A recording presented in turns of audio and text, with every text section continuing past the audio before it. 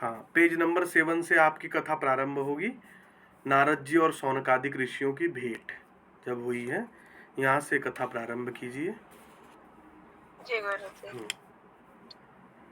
बद्री विशाल में श्री नारद जी महाराज की सनकादियों से भेंट। एक बार सनकादि ऋषि सत्संग की इच्छा से बद्री विशाल आए और वहां उन्होंने नारद जी को देखा, नारद जी से मिले।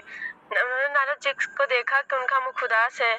फिर वो नारद जी के पास गए, उनसे प्रश्न किया, हे ब्राह्मण, आपका मुख उदास क्यों है? आप चिंता से व्याकुल क्यों हैं? आप कहाँ जा रहे हैं और कहाँ से आ रहे हैं? कहते हैं सनकादिक ऋषि, हे ब्राह्मण, ऐसा लग रहा है कि मानो किसी दरिद्र का धन लुट गया हो। यह उचित नहीं है, क्योंकि वैष्णवों का धन तो राधा नाम है। वैष्णव संसारिक धन को अपना धन बिल्कुल भी नहीं मानते हैं। बहुत अच्छा। फिर एक चौपाई आती है,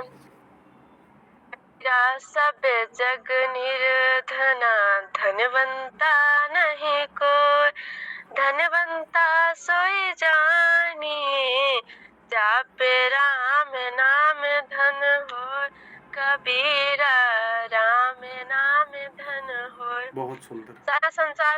सारा संसार निर्धन है, यहाँ कोई भी धनवान नहीं है। धनवान उसी को जानिए, धनवान उसी को मानिए जिसके पास राम नाम का धन है। बहुत अच्छा। श्री नारद जी कलयुग को दोषों का वर्णन करते हुए कहते हैं, हे कुमारों, हे सनकादिक ऋषि, हम भी आप ही की तरह सत्संग प्रेमी हैं। हरि कथा ही आप चारों का व्यसन है। सत्संग की फिर नारद जी महाराज बताते हैं कि सत्संग की इच्छा से ही हम पृथ्वी लोक पर आए थे, किंतु यहाँ पर कहीं भी हमारे मन को बिल्कुल भी शांति नहीं मिली।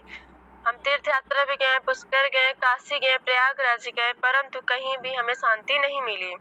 इस कलयुग में तो सत्य नहीं बचा, तप नहीं बचा, पवित्रता भी नहीं बची, दया का भाव नहीं बचा, दान का भाव नहीं बचा। दान के नाम पे लोग दिखावा कर रहे हैं। फिर एक श्लोक आता है, सत्यम नाश तप शौचम दया दानम ना विद्यते, उदर भरण्यो जीवा बराका कूट भाषण। सत्य भी नहीं है, तप भी नहीं है, पवित्रता भी नहीं बची, दया भी नहीं बची, दान भी नहीं बचा। पेट भरने के इसमें बहुत अच्छा बोल रहे हो, बहुत ही सुंदर सुना रहे हो।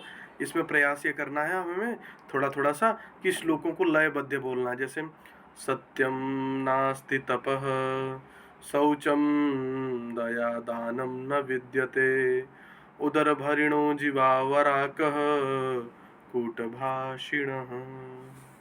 जी गुरु जी। ठीक है, आगे चलो। बहुत सुंदर। यहाँ पेट भरने के लिए लोग जीव झूठ बोल रहे हैं, नए नए प्रपंच रच रहे हैं। जीव कलयुग में तो जीव का मात्र एक ही धर्म है, सिर्फ पेट भरना। और यहाँ माता पिता भी अपने बच्चों को पेट भरना सिखाते हैं कि तुम्हारा केवल एक ही धर्म है, पेट भरना। तुम्हारा पेट भरना ही परम धर्म है। साधु संत पाखंड में रत हो गए हैं। पाखंड माने आडंबर या ढकोसला। जो लोग झूठ बोल रहे हैं, लोगों को बहला फुसला कर उनका धन छल से अर्जित कर रहे हैं, लोग उन्हें संत मान रहे हैं। जो भोले भाले भावुक भक्तों से धन हरण करने की कला जानता हो, कलयुग में उसे ही बुद्धिमान समझदार माना जाता है, विद्वान कहा जाता है। बहुत सुंदर। अब तो इस कलयुग में लोग अन्न बेचते हैं, ब्राह्मण वेद बेच रहे हैं और कुछ स्त्रियां वेश्या वित्र से अपना निर्वाह कर रही हैं। इस प्रकार नारद जी महाराज कलयुग को कहते हैं कि मैं इस प्रकार कलयुग के दोषों को देखते हुए मैं भगवान की क्रीड़ा स्थली श्री धाम वृंदावन में आया। वहाँ मैंने देखा, सोचा कि यहाँ हमारे मन को शांति मिलेगी। वहाँ मैं आया, उन्होंने देखा कि एक युवती स्त्री के पास 2 वृद्ध पड़े हुए हैं। नारद जी महाराज को जब देखते तो कहती है, हे साधु, कुछ समय बैठ जाइए, मेरी चिंता का नाश करिए। आपका दर्शन लोगों का पूर्ण रूप से सर्वोत्तम पाप नाशक है। नारद जी महाराज पूछते हैं, तुम का अस्ति, तुम कौन हो? ये दोनों तुम्हारे कौन हैं? हे कमल नैनी देवी, कौन है आप विस्तार से अपने दुख का कारण बताइए। भक्ति महारानी बताती है देवर्षि से, मेरा नाम भक्ति है, मैं भक्ति हूँ। ये दोनों मेरे पुत्र ज्ञान और वैराग्य है। समय विपरीत के कारण ये दोनों वृद्ध हो गए हैं। फिर अपने जन्म के बारे में बताती हैं। मेरा जन्म दक्षिण में हुआ, कर्नाटका में मेरा पालन पोषण हुआ, महाराष्ट्र में मैं कहीं कहीं सम्मानित हुई, किंतु गुजरात प्रदेश तक आते आते मैं नष्ट भ्रष्ट हो गई। वृंदावन आकर मैं तो सुंदर हो गई, वृंदावन आकर मैं तो नवृत्ति हो गई, लेकिन मेरे पुत्रों को यहाँ कोई नहीं पूछता।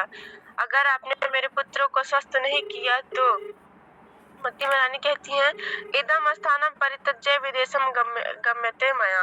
मैं यह वृंदावन धाम छोड़कर, यह स्थान छोड़कर विदेश चली जाऊंगी। फिर देवर्षि कहते हैं, हे देवी, इस युग का धर्म ही यही है। इस कलयुग के कारण सदाचार योग तब सब नष्ट हो गए हैं। धीरे धीरे जो मंगल दिखाई दे रहे हैं वो भी लुप्त हो जाएंगे। बताते हैं देवर्षि की, वर्षे वर्षे क्रम ज्ञाता मंगलम ना दृश्यते। धीरे धीरे जो भी मंगल दिखाई दे रहे हैं वो भी लुप्त हो जाएंगे। वृंदावन धाम धन्य है जिसके संयोग से आप नवयुवती हो गईं। अच्छा। फिर भजन आता है। फिर श्री भक्ति रुवाच, भक्ति महारानी कहती है, राजा परीक्षित ने इस कलयुग को स्थान क्यों दिया, इस कलयुग की स्थापना क्यों करी? क्योंकि ये जानते हुए कि यह कलयुग बहुत अपवित्र है, बहुत कष्ट देने वाला, फिर भी क्यों राजा परीक्षित ने इसे स्थान दिया? और श्री हरि से यह अधर्म कैसे देखा जाता है? नारद जी महाराज कहते हैं, राजा परीक्षित ने कलयुग को इसलिए छोड़ दिया, इसलिए स्थान दिया क्योंकि इसमें एक महान गुण भी है। नारद जी महाराज बताते हैं कलयुग के गुण को, यत् फलम नास्ति तपसा न योगेन समाधिना तत्फलम लभते सम्यक् कलो केशव कीर्तना। जो फल कठिन तपस्या में नहीं है, जो फल तप समाधि में नहीं है, वह फल केवल केशव कीर्तन हरि कीर्तन से पूर्ण रूप से प्राप्त हो जाता है। यह तो इस कलयुग का स्वभाव है, अतः इससे किसका दोष माना जाए, इसमें किसका दोष माना जाए? फिर भक्ति महारानी नारद जी की स्तुति करती हैं, पहले उनकी प्रशंसा करती है, फिर उनको प्रणाम करती हैं। आपके एक ही उपदेश से प्रहलाद जी ने माया पर विजय प्राप्त कर ली, ध्रुव ने ध्रुवव्रत प्राप्त कर लिया। हे मंगलमय ब्रह्मपुत्र, मैं आपको नमस्कार करती हूँ, मैं आपको प्रणाम करती हूँ। हे देवर्षि, आप धन्य हैं, आप जैसे साधुओं का दर्शन लोक में समस्त सिद्धियों का कारण है।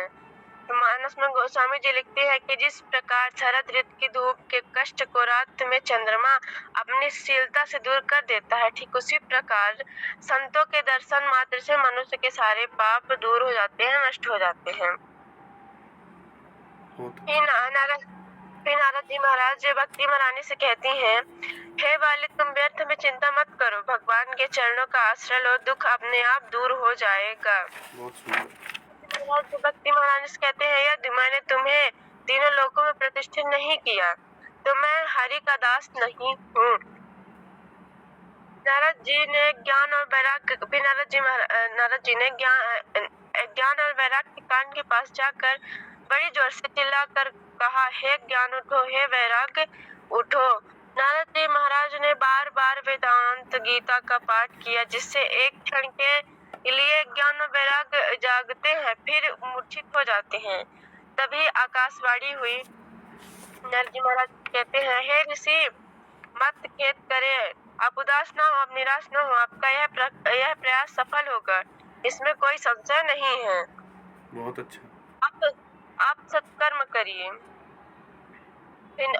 वो नारद जी महाराज पूछते हैं, कैसा सत्कर्म कौन सा? नारद जी महाराज के सत्कर्म का पता लगाने चले तो किसी ने कहा, किसका पता लगाना असंभव है, यहाँ ऋषि अपने आश्रम छोड़कर भाग जा रहे हैं, कोई जवाब ही नहीं दे पा रहे हैं। इन लोगों में हाहाकार मच गया। जब वेद वेदांत के उद्घोष से ज्ञान और वैराग्य स्वस्थ नहीं हुए तब दूसरा उपाय नहीं है। नारद जी कहते हैं कि मैंने सोचा आप कोई उत्तर नहीं दे पा रहा तो मैं सीधे भगवान बद्री विशाल से पूछूंगा, किंतु आप मिल गए। नारद जी महाराज को सनकादि ऋषि मिल गए। नारद जी महाराज कहते हैं सनकादि ऋषि को, कुमारों आप कोई सामान्य पुरुष नहीं हैं। आप देखने में भले ही बालक हैं, आप तो पूर्वजों के भी पूर्वज हैं। आप सदा वैकुंठ में ही रहते हैं, सदा वैकुंठ में वास करते हैं, सदैव हरि कीर्तन में तत्पर रहते हैं। कथा ही एकमात्र आप लोगों का जीवन है। आप लोगों का व्यसन ही हरि कथा है। बहुत सुंदर। सनकादि मुनि सदा आप परमानंद में लीन रहते हैं। देखने में आप भले ही बालक हैं, परंतु आप पूर्वजों के भी पूर्वज हैं। उन्हें बस एक ही शौक है कि जहाँ कहीं भी भगवान राम के चरित्र की कथा होती है, वे वहाँ जाकर उसे अवश्य सुनते हैं। बहुत अच्छा। सनकादि ऋषि कहते हैं, हे देवर्षि, आप चिंता ना करें, बड़ा ही सरल उपाय है। श्रीमद् भागवत महापुराण ही वह सत्कर्म है जिसके अनुष्ठान से ज्ञान और वैराग्य दोनों स्वस्थ हो जाएंगे। बहुत अच्छा। श्रीमद् भागवत कथा के पश्चात ज्ञान और वैराग्य से संयुक्त भक्ति घर घर और ज्ञान जन में भी विहार करेगी। फिर नारद जी महाराज कहते हैं, जब वेदांतों के उद्घोष और बार बार गीता पाठ से वे नहीं जागे तो भागवत प्रवचन से कैसे जागेंगे। फिर सनकादि ऋषि नारद जी महाराज से कहते हैं, श्रीमद् भागवत वेद रूपी वृक्ष का पका हुआ फल है। जैसे वृक्ष के जड़ों से लेकर अंतिम भाग तक रस विद्यमान है, किंतु चखा नहीं जा सकता, किंतु फल रूप में परिणित होने पर वही रस सबके लिए सुलभ हो जाता है, जैसे दूध में घी, ईख में चीनी। नारद जी महाराज, गुरु जी हमने यहीं तक तैयार किया है, आगे हम आपको कल सुना देंगे। हाँ, नहीं बहुत अच्छा, बस यहीं तक सुनना था आपसे। और बहुत अच्छा तैयार किया आपने और बहुत अच्छा सुनाया भी आपने। अच्छा, आप कोई नोट्स बनाते हो मांडवी, या फिर इसी में ही कैसे इसी तरीके से सुनाते हो आप? आपका तरीका? नहीं गुरुजी, हम नोट्स बनाते हैं। हमें नोट्स बनाने में ज्यादा वो लगता है, अब वो रिवीजन भी हो जाता है। आप जो पढ़ाए रहते हैं तो जब नोट्स बनाती हूँ तो अच्छा, समझ में जाता है। नोट्स बनाते हो आप? हाँ, नोट्स बनाते हो आप? हाँ जी जी। अच्छा, बहुत अच्छा है, क्योंकि